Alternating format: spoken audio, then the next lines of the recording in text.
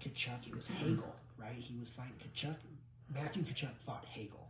I think so. And it lasted a long time, man. It was not a quick fight, man. I mean, they fucking went. You could just see, like, neither one of them. And really, Hagel, Tkachuk went down first. Hagel ended up on top of him, you know. And it's just like, yeah, it wasn't like a domination or anything, but like, it lasted a long time, and it makes me think, like when they're talking about him getting injured, you know, and everything, like it's just they're saying it's a groin. Because I checked it out today to see is he playing tonight. Nope, he's still fucking not playing. And I was just like, yeah, there you go, man. And it just seemed like, man, that fight lasted long enough that I'm thinking he wanted to win. He was not going to give up. Like, it was like he was ready to fucking die, man. And it's just like, you know what, man? I don't think this is the right time for that, man. No, especially like inside the first minute. You know, like, man, dude, it was just like the fucking Claude Lemieux fucking McCarthy one where puck is dropped, wham, immediate. I mean, it was just immediate, wham, they were going. Like, you they know? were already talking shit during the warm-ups. There's no You want to go? Yeah, you want to go? Yeah, we're going. As soon as we dropped was the puck. just, yeah. I know, I thought it was... And then the next puck drop, bam, it was Brady Tkachuk going, and he won his, you know. Right. And then the next one... If you line both of those guys up, man, they don't look like brothers. They kind of don't. No, I mean, he is much bigger. He's more like his dad, Keith. Like, when you see his dad on the bench, or not on the bench, but in the crowd, he's a fucking big dude. Like, or he's thick. Yeah. Like, he was, I don't remember him being a big guy, but he was thick. Like, you know, like you wouldn't want him to get his hands on you kind of thing. Yeah. Matthew Tkachuk is more like the forward, you know, the guy that darts around, he's fast, you know, he's always talking shit, and he's always like hitting people when you know, when it's easy, kind of like no one's that looking. hit that we just saw, where it was just like, it's borderline. like, you know, it's borderline this looks like a pretty good hit, but you maybe gotta kind of remember a little bit of who you're doing this to and what the consequences. Like Gerard, like I'm saying, like Kane was there, and it was kind of the thing where it was like, Gerard can't really do anything because if he really fucking takes a run at Kane, he's gonna get fucking killed, you know? Right. Same thing with Matthew Tkachuk. He's just not that big. He's really good at running his mouth, and every time he hits somebody, it is kind of borderline. It's like, you know, he can't just hit you straight up, right? Like, because he needs to be sneaky about it. You know, hit you in the back, hit you where you're not looking, your head's down, something like that. And that's the kind of shit that pisses people off, like Cassian. Because, like, you saw when he got hit, he spun around like, who the fuck was that? You know, and then once he identified him, that was it. Like, he was going to just beat the shit out of him, no questions asked. Yeah. So that was pretty awesome. And those commentator guys were saying that it was McDavid who was yelling at him, keep your head up. Right, here he comes. He's coming, man. Right. Yeah, because he came from the blue line all the way down to the end boards. So it wasn't, you know, like, that's how he plays. It's kind of dirty. It's kind of like, well, you should have had your head up kind of a thing. But that's just why, like, Brady, his brother, no. He can hit you from, like, standing next, you know, side by side. He doesn't have to get, like, a 50-yard running start to knock you out. Yeah. So they're just built different. But yeah, I didn't think I thought the fight was probably, like, preconceived. It was. I don't think it was just natural. It just happened, but it, like... No, they said that they were texting each other and stuff, and that's where I'm just wondering, like, Mike Sullivan to just be like, hey man, you know, take a look at what happened here with this, just because you guys lost. You lost, man. You know, like, you won that game, but you lost. We're going to send them a message and everything, and it's just like, yeah, but the guy who was probably the main instigator of this whole thing, you know, texting all what we're going to do and everything. Right. What did he do after that? Nothing, man. Barely played in the finals. Barely played, you know. Yeah. And so that's where I would say, like, you know, this was, and I'm just gonna say, you don't see McDavid and McKinnon doing that stuff. No. You know. No, you won't see it unless, like, they've just had enough. Yeah. Like, you're gonna have to beat them over and over again before you'll get them. Yeah. They're not just gonna come out of the gate. Yeah, let's fight. Yeah. I don't know. Nothing beats rock. Nothing beats rock. So we got football's all over, but hockey's pretty hot. Hockey, yeah. Four Nations. I didn't really see it coming. Like, I had read about it, and I didn't like see, like, oh, this is the substitute for the All-Star game. it had to get going, and then some Googling and whatnot, be like, oh, this is what they're going to do this year, and man, it's awesome. Yeah, it kind of was like, oh, Four Nations, and it's like, yeah, whatever, And I did. Well, I didn't understand exactly what it was, and I'm like, oh, round robin, they're going to play, and then whoever wins that, the two teams play in a championship game, and it like instantly was exciting. Yeah. And then not only that, like all the players, they were totally into it as well. Yeah. Because they're playing for the country. It's like and they hadn't for mini like 10 Olympics. years. Yeah, Do you know what I mean? It was like 2010 or 2012 since they were allowed to play in the Olympics. Yeah, so it was a long time brewing, for best on best hockey. Yeah. And man, right out of the gate, it was pretty awesome. Yeah. And the ratings, I think they said that the ratings for the lowest rating game was U.S. versus Finland. It was higher than the best All-Star game for the last 5 years. Right. And that was the least watched game in the whole thing, and they had many games. So yeah, what a huge hit for the NHL. Yeah. And Canada ended up winning. It was pretty exciting. Like I thought on paper Canada was going to kill everybody, but they didn't. Yeah. They definitely won everything, and I think the best team won. But yeah, they didn't run away with it like it looked like on paper. Right. On paper, I just thought this is a dream team. Yeah. And they're going to beat everyone by 7-2. Yeah. But every game was close. They even lost a game. Yeah. I forget who they lost to. Sweden early. They lost to the US. No, they lost to. Yeah, they lost to the U.S. Right. Their first game they beat. So they won in overtime. The point system was cool. Where I like that a lot. 3 points for winning in regulation, yeah. 2 for winning in overtime. You would get 1 for losing in overtime and 0 for losing in regulation. Right. That was cool. Yeah, and they did the your record differently too. There was 4. Yeah, 4. Yeah, so there's 4 columns so there as to what you win the first game. You're 1-0-0-0, and I was like, what is this? Yeah. I hope they bring that to the regular NHL schedule. Yeah, because every now and then you get that weird team that lost a bunch of games in overtime. Yeah. But so you look at their win total and it's not that great, but they're in front of a couple teams that they've got 8 points. They lost these games. Yeah, they lost in overtime. Not so great. Yeah. What happens in the playoffs if you lose in overtime? Yeah. You lose. Just lose. You don't get half a win. Right. You lost. Yeah, and they had the same format for the overtime games in the Four Nations, except for the finals. Yeah. They had I think, a 3-on-3 hockey. Right. And because that was kind of the weird thing about it is it looked international, but it was still NHL rules, NHL rinks. They still had the trapezoid behind the net. They had the NHL officials. Right. It was, I don't know. There was 4 countries, right? Because Canada is not part of the United States. No. Right. No. Unless you just watch whatever it is. Gulf of Facebook. America? Yeah. Yeah. If you get all your news from Facebook, you might not know that. But yeah, they're their own country. I mean, I got to say, it was. I think that the U.S. hockey players and everything, they expected to go in there and play really well and everything. They knew how good they were. I think I was surprised that they were as good as they are. I definitely expected Canada to just roll. And then when Canada had the 4-3 overtime win against Sweden, it was kind of like, oh man, well, Sweden's sweet. So, Right. Yeah. So I don't think there was a bad team. I think that Sweden and Finland got off to slow starts. Yeah. You wouldn't want to play them again. Yeah, the next time around they might be a little more like, wow, man, these dudes are serious. Yeah. But yeah, the U.S.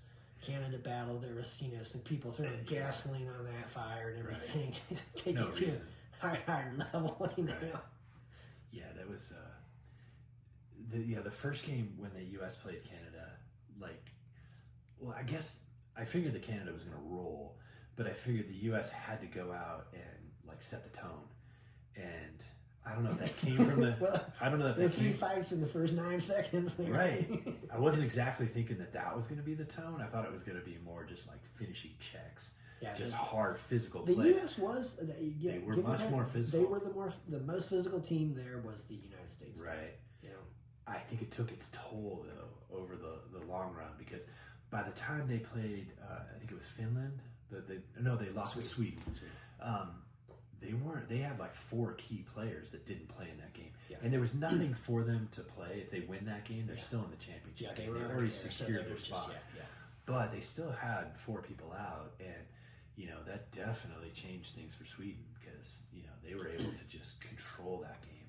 Yeah. But the U.S. the first game, U.S. Canada, I thought that they went out, and I don't know if they came from the coaching staff down or if it was just the players that figured it out. I can't imagine the coaches were like, yeah, let's go out there and throw punches, in the first minute. My understanding was that was completely the Players. Yes, the players. Yeah. I'm pretty sure led by Matthew Tkachuk. Yeah. And I don't think that kid should be like starting fights. He seems Well, like more of a finesse hockey player. Let's just say it, man. Canada beat you in the finals. What was your contribution in that game? When did you get hurt? Yeah, he got hurt in Hagel? game 1. Yeah.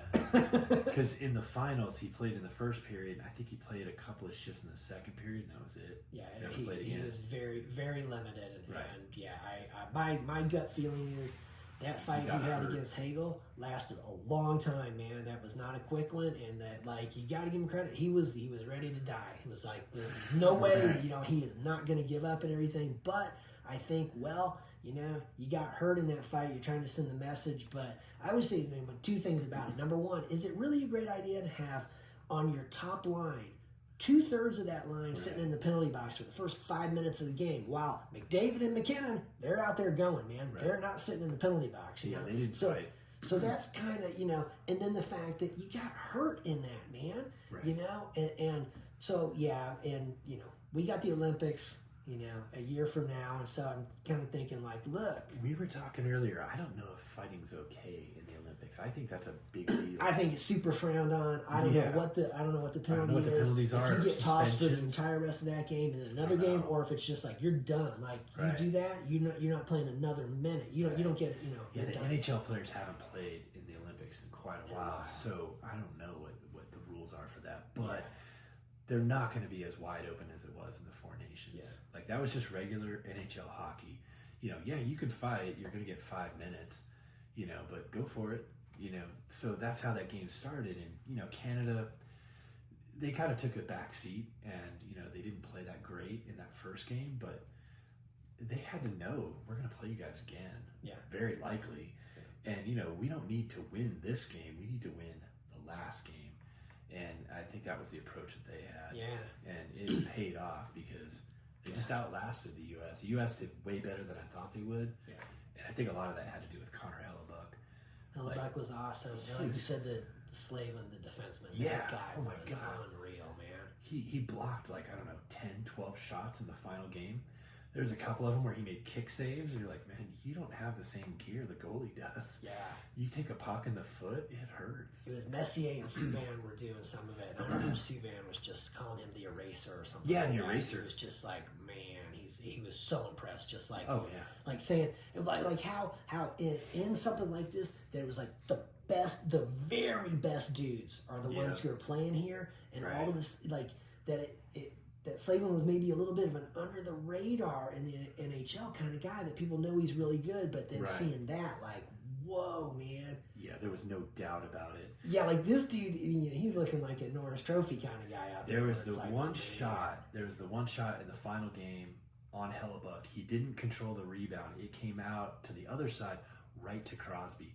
Crosby spins one way, and he's got an open net. Slavin spins the other way. They meet at the puck, and the stronger guy shoots the puck out to the blue line. I mean, it was a free goal. Awesome, man. And it was just like you just saw Crosby turn around, and you're like, oh, man, that's in the back Yeah, of the net. that's 100 wide times open out of for him, 100. man.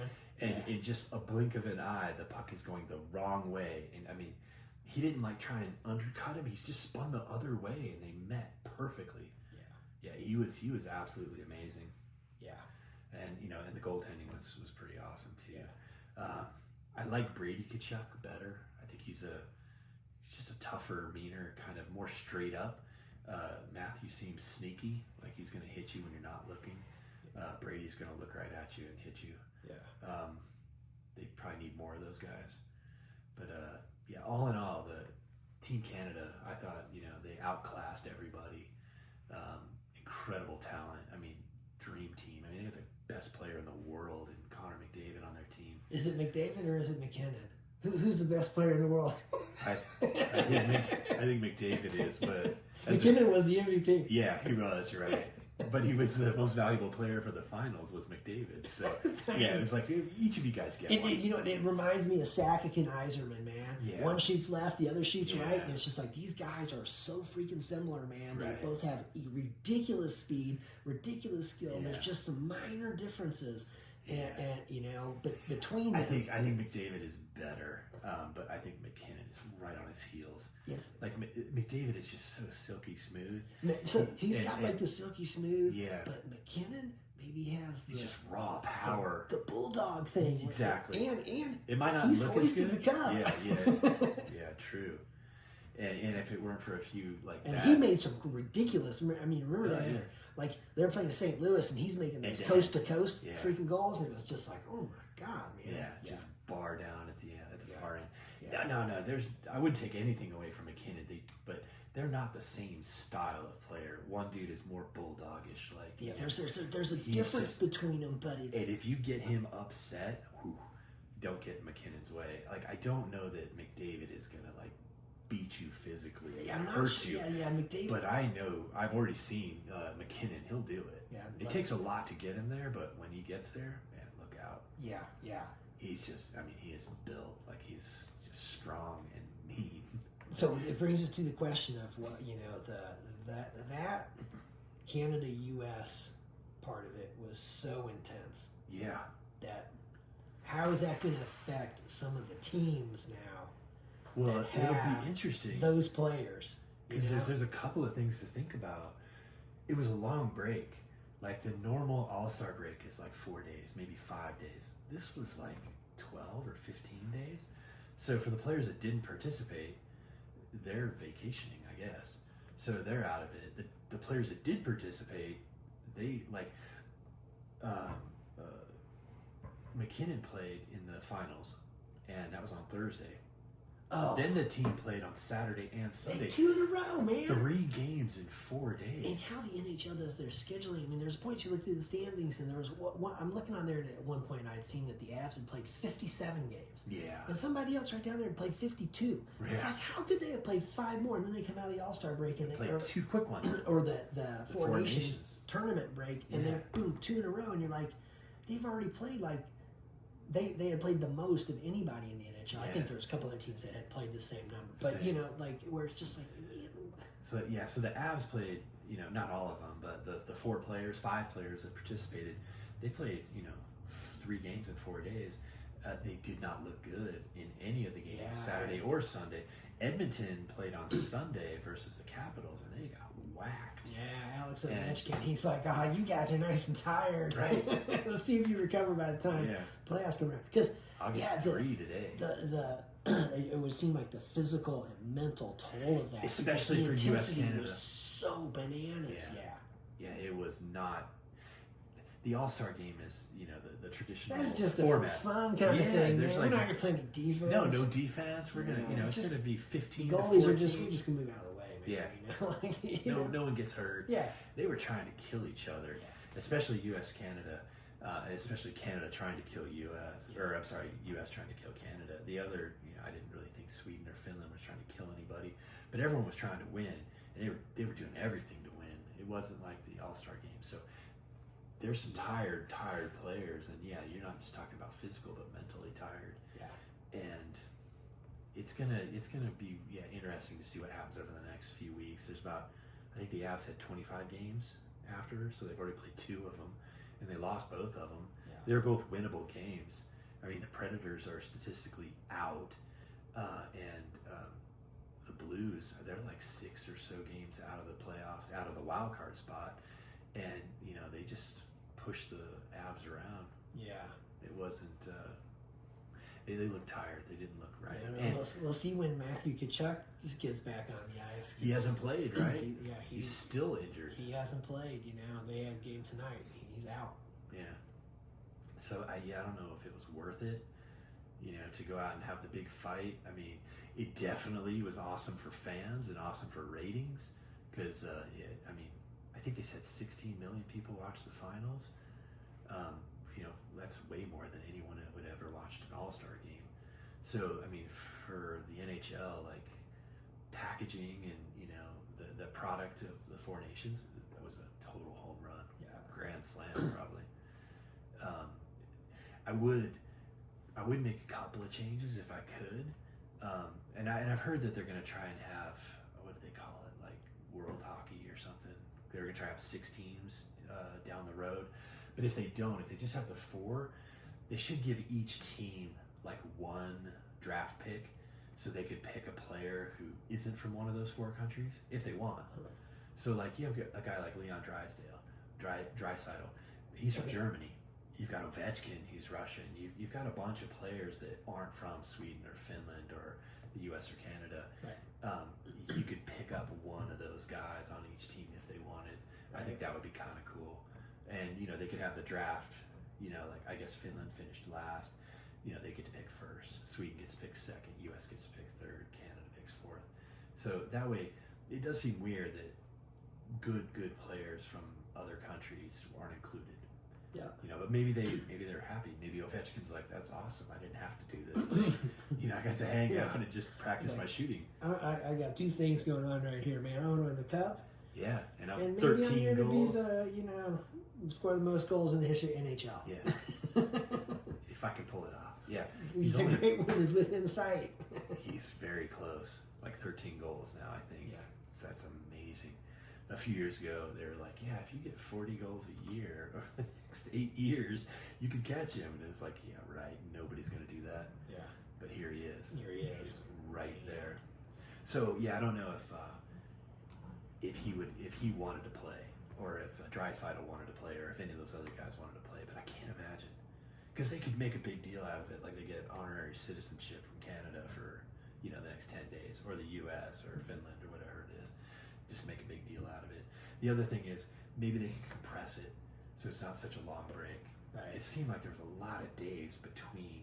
Like if they wanted to have the 3 days, have it at the end so that the teams that get to the finals don't play an NHL game 2 days after they're done. Right. Maybe the 3 days is at the end, but when it starts right away. Because I think the final games for the NHL were on Sunday, and I don't think there was a 4 Nations game till Wednesday.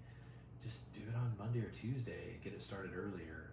I don't know. Right. It seems like those are the 2 changes. Other than that, I thought the whole thing was pretty awesome. Yeah, and it definitely, looking towards next year with the Olympics, that They get to play. that should be. It definitely should be pretty fun. I mean, and we know that the 2 favorites coming into it are going to be Canada and the U.S. Right. That it's like, yeah, everybody knows the U.S. team is really good. They're way better than I thought. Yeah. With the younger players. I just didn't think that they were going to stack up very well against Canada because every position you're like, oh yeah, that dude's awesome. That dude's awesome. That dude's the best guy in the world. Yeah. It's like, and Binnington was probably the biggest question mark. Like he's just not consistent, but like when he is on, he is ridiculous. He played great in the championship game, that's for sure. And when they won the Stanley Cup for the St. Louis Blues, he was just like on his head the whole time. It was like just out of his head playing. It was like, and all of a sudden you saw a little glimpse of that again playing for Canada. So. And who knows? Maybe that'll transform the rest of the Blues season, and they won't be 6 games out. Maybe they'll claw their way back because on Sunday when the Avs played the Blues, he was the difference, really. Yeah. I mean, they got 1 goal on him. Yeah. He just completely shut everything else down. So if he takes that confidence from the 4 Nations and finishes out the year, who knows where they end up? Yeah, I hope I'm wrong, but I'm thinking the Avs are going to have a struggle, tough finish here. Yeah, because it's hard to say.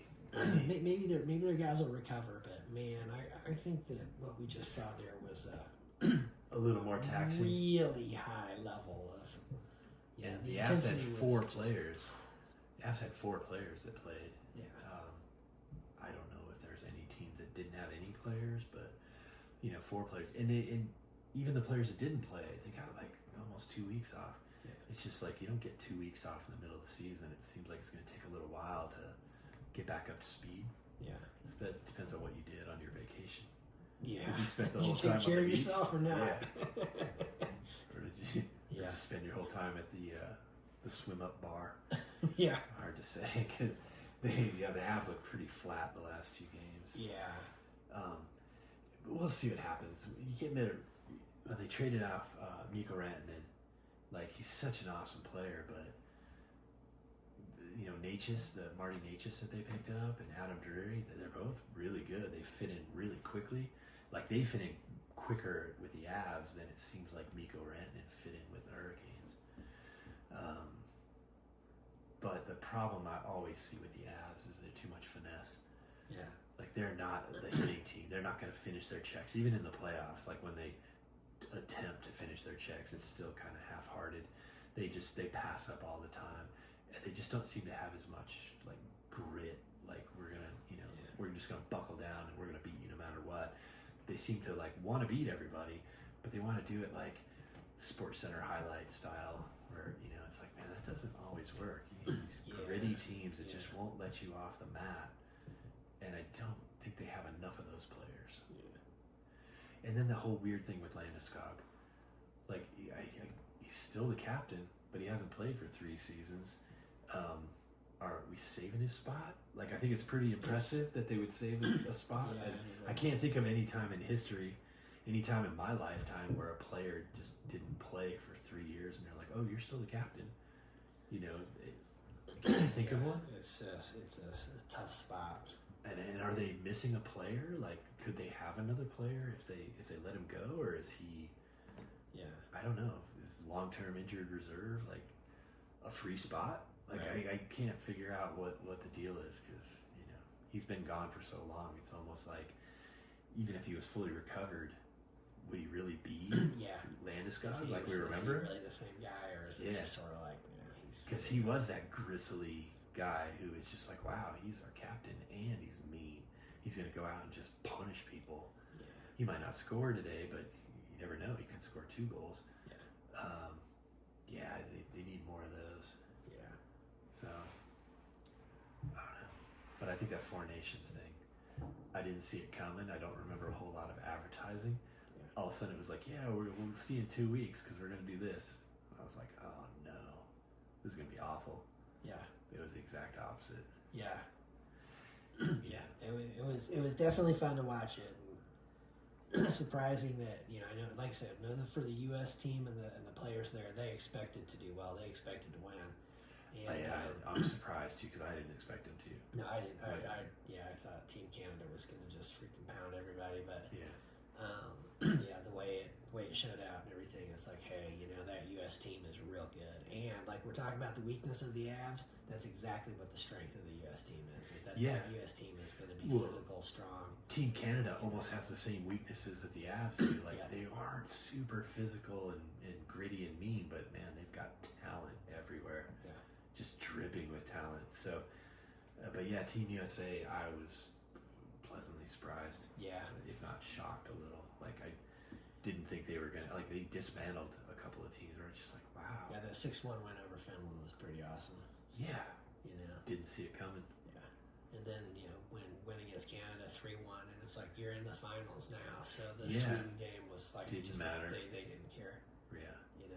So yeah, it was a cool tournament, I would imagine. I was shocked because I didn't think it was going to be anything cool. No, not at all. No, it took on like an Olympics, like the 80 Olympics kind of just hoopla. It's like crazy. This time, Team USA wasn't the good guys. No, definitely were not. Which is it's a sad thing to say, but yeah, we were not the good guys. I would wonder if the U.S. coaches, hopefully they get to coach again, they would probably be like, look, let's not go with the fighting. Let's try and beat them straight up. Or let's just like, if you want to... I think the fights cost them. I think if they had not done that they would have won. They would have, they did win. They won the one game, but I think they would have been better positioned to win the second. I think they would have been healthier. Is what I think, and I think that Matthew Tkachuk not being able to play was really huge and everything. Yeah, because that particular line was the line that was going to make the difference. That was the line that was going to get that third goal and be like, we got this, and everything. And it was just and with him cut not down. there, it just really they were Well, 'cause, were they- significantly weakened. Yeah, they had to bring somebody up from the second line to fill that spot, and that weakens the second line, weakens the third line, Yeah. and so on.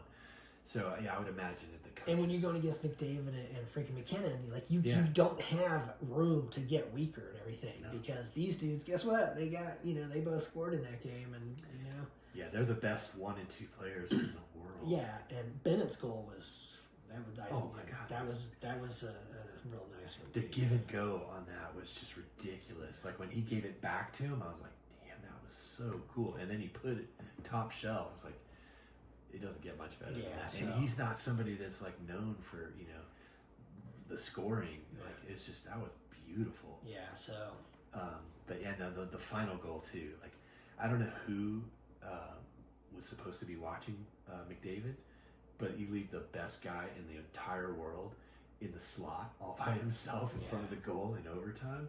Mitch Marner, I mean, it was a beautiful pass, but it didn't have to be. He was all by himself. It wasn't even the best shot, but it was, he just fired it into the top corner, and Hellebuck never had a chance. So, yeah, you can't afford to get weak.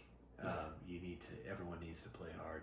Instead of fighting, they just needed to maybe hit 2 more times. yeah, just be physical. finish your man. checks. Just be the physical team that you Yeah. guys are, and you're going to be fine out there. And winning the first game, you can't celebrate the win. You gotta win the second game. The final game's the one that championship matters. game, Because you didn't really see Canada unravel like, oh wow, we lost everything. But the U.S. over celebrated that win, and it's like, well, that's not the one that counts. The next one, and unfortunately, they didn't finish.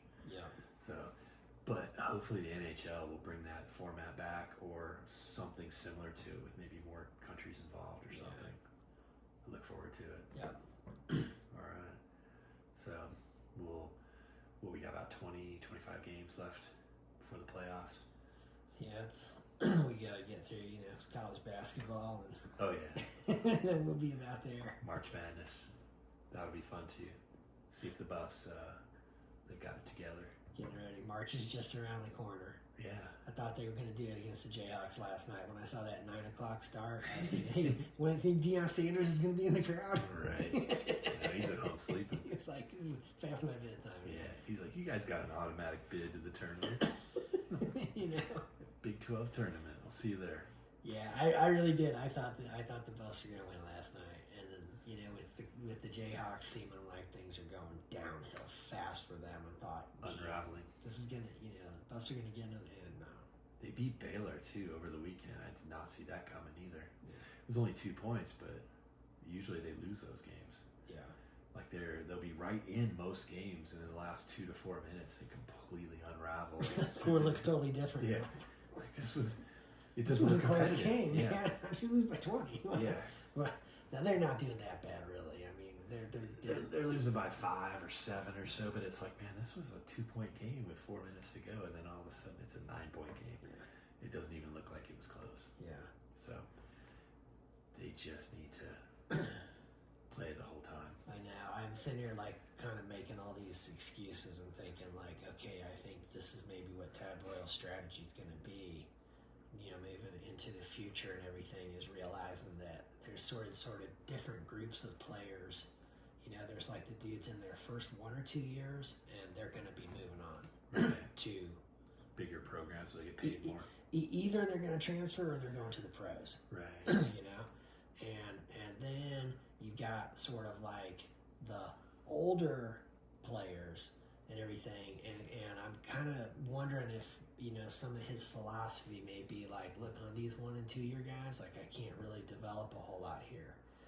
Those are like the 18, 19, 20-year-old kind I of don't guys. think there's a lot of development right now. Well, Because players don't stay in one spot. See, long so enough. what I'm wondering is if Tad Boyle may be thinking like, listen, the guys that I kind of want to bring in here are the guys who are going to be more of like, our team is going to be like heavier in like the guys who are like 20, 21, 22 years old. Right, underclassmen. Some older guys, as opposed to these other teams that are kind of doing it with these younger guys, because Okay. I don't know, like it's weird how to nuance this, but sort of thinking like, I think he's realizing he can't have what happened last year happen again.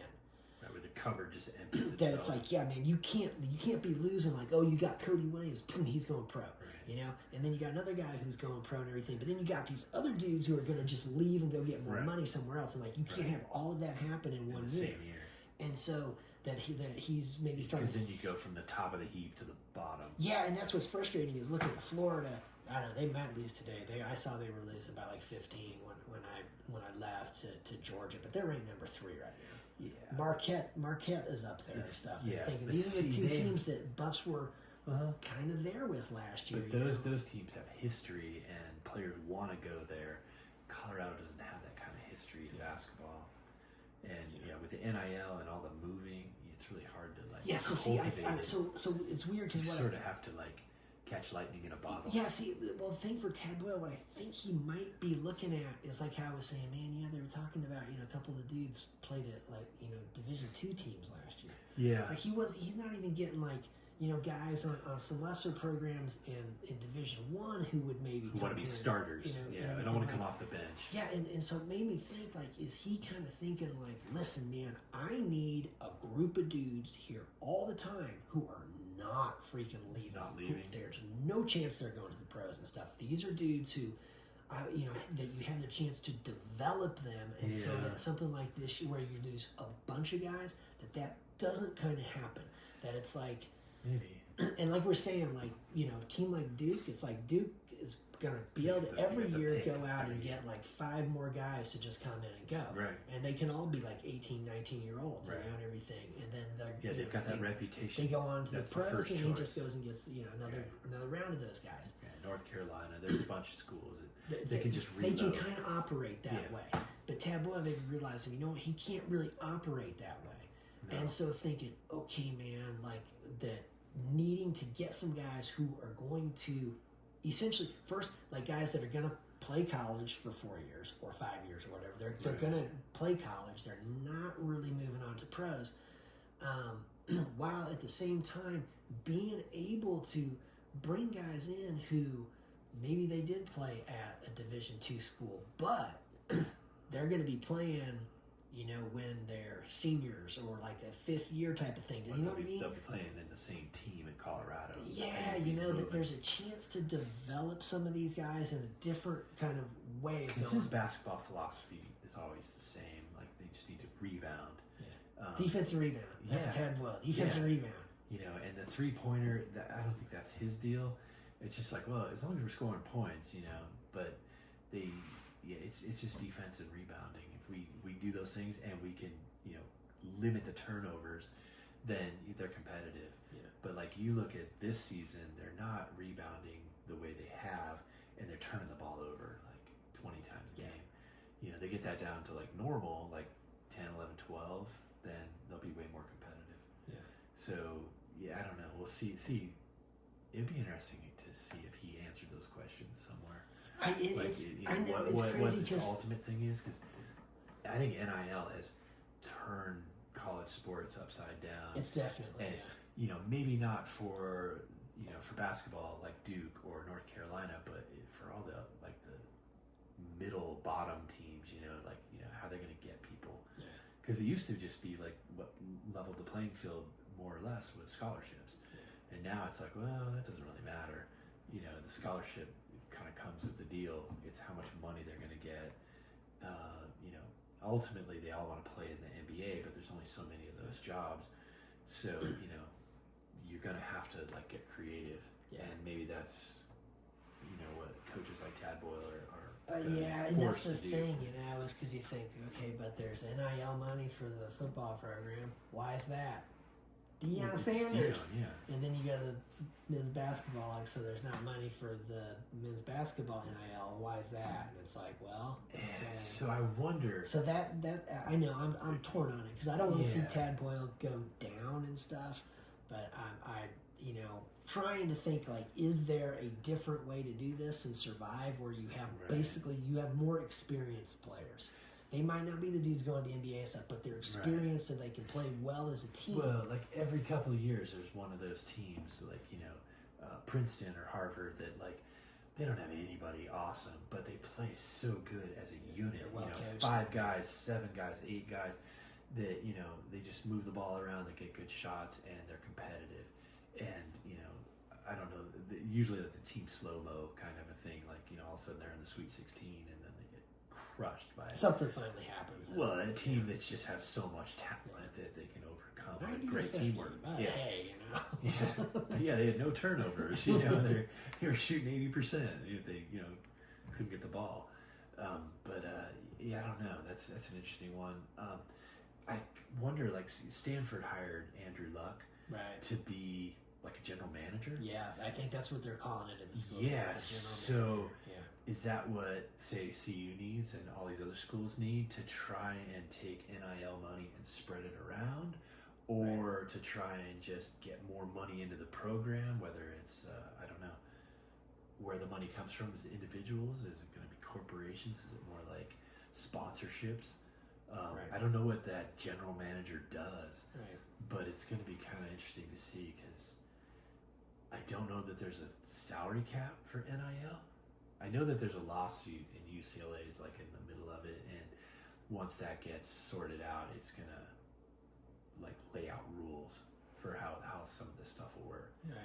But for right now, yeah, it just seems like whoever's got the most money is going to buy the best team. Look at SMU.